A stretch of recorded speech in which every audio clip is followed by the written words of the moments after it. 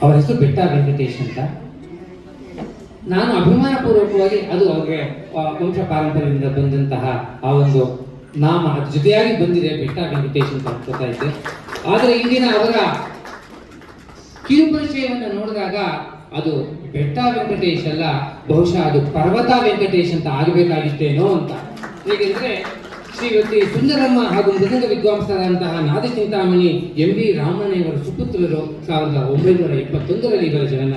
ಇವರಿಗೆ ಚಿಕ್ಕಂದಿನಲ್ಲೇ ಇರ್ತಕ್ಕಂಥ ಮೃದಂಗದಲ್ಲಿ ಇರ್ತಕ್ಕಂಥ ಆಸಕ್ತಿಯನ್ನು ನೋಡಿ ಅವರ ತಂದೆ ತಾಯಂದಿರು ಆಗಲೇ ಮೃದಂಗ ಪಾಠವನ್ನು ಶುರು ಮಾಡ್ತಾರೆ.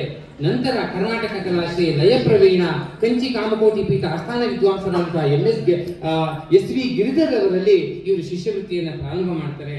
ಅದಾದ ನಂತರ ಕರ್ನಾಟಕ ಕಲಾಶ್ರೀ ಮೃದಂಗ ಕಲಾಚಾರ್ಯ ಮೃದಂಗ ಎಂ. ವಾಸುದೇವರಾವರಲ್ಲಿ ಮೃದಂಗ ವಾದನವನ್ನ ಪಾಠವನ್ನ ಮುಂದುವರಿಸಿಕೊಂಡು ಬರ್ತಾ ಅದರೊಂದಿಗೆ ಘಟಂ ಹಾಗೂ ಮೋರ್ಚಿಂಗ್ನಲ್ಲೂ ಮತ್ತು ಇತರ ತಾಳವಾದ್ಯಗಳಲ್ಲೂ ಕೂಡ ಪ್ರಾವೀಣ್ಯತೆಯನ್ನು ಪಡೆದಂತಹ ಇವರು ಆರ್.ಕೆ. ಶ್ರೀಕಂಠನ್, ಕದ್ರಿ ಗೋಪಾಲನಾಥ್, ಟಿ.ಎಸ್. ಕೃಷ್ಣ, ಅರುಣಾ ಸಾಯಿರಾಮ್, ಹೈದರಾಬಾದ್ ಸಹೋದರಿಯರು ಸುಧಾ ರಘುನಾಥನ್, ಆರ್.ಕೆ. ಸೂರ್ಯನಾರಾಯಣರವರು, ಹೀಗೆ ಬಸವನಗುಡಿ ಜಿ. ನಟರಾಜನ್ ರವರಿಗೆ, ಇಷ್ಟೇ ಅಲ್ಲದೆ ಹಲವಾರು ಭರತನಾಟ್ಯ ಕಲಾವಿದರುಗಳಿಗೆ ವಿದ್ವಾನ್ ಸುಂದರ ಕುಮಾರ್, ಪದ್ಮಿನಿ ರಾವ್, ಪದ್ಮಿನಿ ರವಿ, ಲಲಿತಾ ಶ್ರೀನಿವಾಸನ್ ಹಾಗೂ ದೆಹಲಿಯ ಸ್ವಪ್ನ ಸುಂದರಿ ಪ್ರತಿಭಾ ಪ್ರಹ್ಲಾದ್, ಹೀಗೆ ಹಲವಾರು ಹಿರಿಯ ಕಲಾವಿದರುಗಳಿಗೆ ಸಂಗೀತ ಕ್ಷೇತ್ರದಲ್ಲಿ ಮತ್ತು ವೀಣಾ ಕಚೇರಿಗಳಲ್ಲಿ, ವಾದ್ಯ ಕಚೇರಿಗಳಲ್ಲಿ, ಭರತನಾಟ್ಯ ಕಲಾವಿದರುಗಳ ಕಾರ್ಯಕ್ರಮಗಳಲ್ಲಿ, ಅರಂಗೇಟ್ರಂ ಕಾರ್ಯಕ್ರಮಗಳಲ್ಲಿ ತಮ್ಮ ಮೃದಂಗವಾದಂತಹ ಸಹಕಾರವನ್ನು ನೀಡಿ ಸಂಗೀತ ಕ್ಷೇತ್ರದಲ್ಲಿ ಹಲವಾರು ರೀತಿಯ ಸೇವೆಯನ್ನು ನಡೆಸಿಕೊಂಡು ಬರ್ತಾ ಇವರ ಒಂದು ಸೇವೆಯನ್ನು ಗುರುತಿಸಿ ಇವರು ಹಲವಾರು ಕಾರ್ಯಕ್ರಮಗಳಲ್ಲಿ ಬೆಂಗಳೂರು ಗಾಯನ ಸಮಾಜ, ನಾದ ನೀರಾಜನಂ, ತಿರುಮಲ ತಿರುಪತಿ ಶ್ರೀರಾಮ ಸೇವಾ ಮಂಡಳಿ, ಚಿಂತಾಮಣಿ ಗಾಯನ ಸಮಾಜ,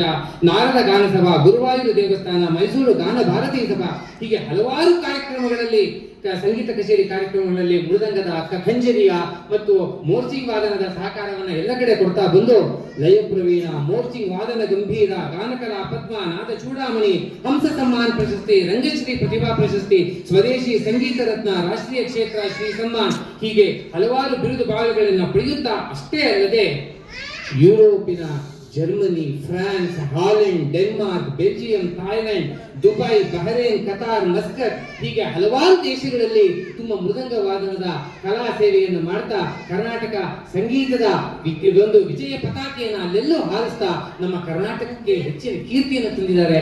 ಅಂತಹ ಬೆಟ್ಟ ವೆಂಕಟೇಶ್ ಊರು ಪರ್ವತ ವೆಂಕಟೇಶ್ ಅವರಿಗೆ ನಾವೆಲ್ಲರೂ ಕೂಡ ಅಭಿಮಾನಪೂರ್ವಕವಾಗಿ ಈ ಒಂದು ಸನ್ಮಾನವನ್ನು ಮಾಡ್ತಾ ಶ್ರೀಯುತ ಬೆಟ್ಟ ವೆಂಕಟೇಶ್ ಅವರಿಗೆ ಲಯಕಲಾ ತಿಲಕ ಎಂಬತಕ್ಕಂತಹ ಬಿರುದನ್ನು ನೀಡಿ ನಾವು ಸನ್ಮಾನಿಸ್ತಾ ಇದ್ದೇವೆ. ಎಲ್ಲ ಕಲಾಭಿಮಾನಿಗಳು ದಯಮಾಡಿ ತಮ್ಮ ಚಪ್ಪಾಳೆಯ ಮೂಲಕ ಈ ಒಂದು ಯುವ ಹಿರಿಯ ಸಂಗೀತ ಕಲಾವಿದರಿಗೆ ಗೌರವವನ್ನು ಸೂಚಿಸಬೇಕಾಗಿ ಸವಿನಯ ಪ್ರಾರ್ಥನೆ.